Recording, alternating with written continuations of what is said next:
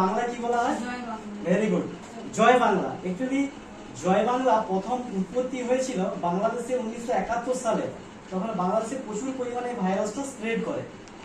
তো 1971 সালে যখন মুক্তিযুদ্ধ হয়েছিল তখন ওই সময় এই ভাইরাসটা আস্তে আস্তে ওখানে পুরো বাংলাদেশ ছড়াতে ছড়াতে যে কোনো ভাবে ট্রিটমেন্ট করে আস্তে আস্তে জয় বাংলাটা ওখান থেকে রিমুভ হয়, যেটুকু আমি জানি স্যার।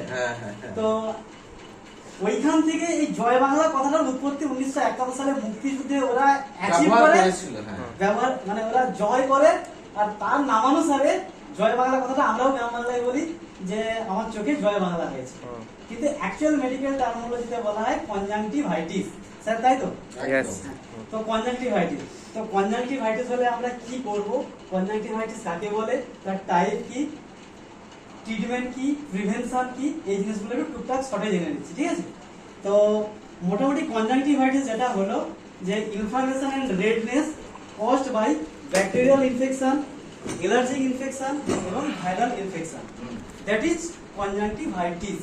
একে বলা হয় কনজাংটিভাইটিস। কিচ্ছু না, জয় বাংলাটা একটা প্রচলিত আওয়াজ, কিন্তু অ্যাকচুয়াল হচ্ছে এটাকে বলা হয় কনজাংটিভাইটিস। এই টিস কথার অর্থ হলো, টিস কথার অর্থ হচ্ছে বার্নিং সেন্সেশন। এই যে টিস রয়েছে, টিস হচ্ছে কি বার্নিং সেন্সেশন, মানে ওটাকে বলা হয় কি জ্বলন। স্যার একটু বলে দেবেন না? ওই আইটিস নিয়ে কথা, আইটিস মানে ইনফ্লামেশন, একটা জ্বলনের ভাব আছে। গুড। এই যে অ্যাপেন্ডিসাইটিস, দ্যাট ইজ হচ্ছে ওখানেও আইটিস আছে, ওখানেও আইটিস আছে। বার্নিং সেন্সেশন মানে হচ্ছে জ্বলন। আমাদের চোখে যখন কনজাংটিভাইটিস হয় চোখটা প্রথমত লাল হয়ে যায়, চোখ থেকে জল পড়ে একটা ডিসকমফোর্ট মনে হয়, তখন সেটা কনজাংটিভাইটিসে পরিণত হয়।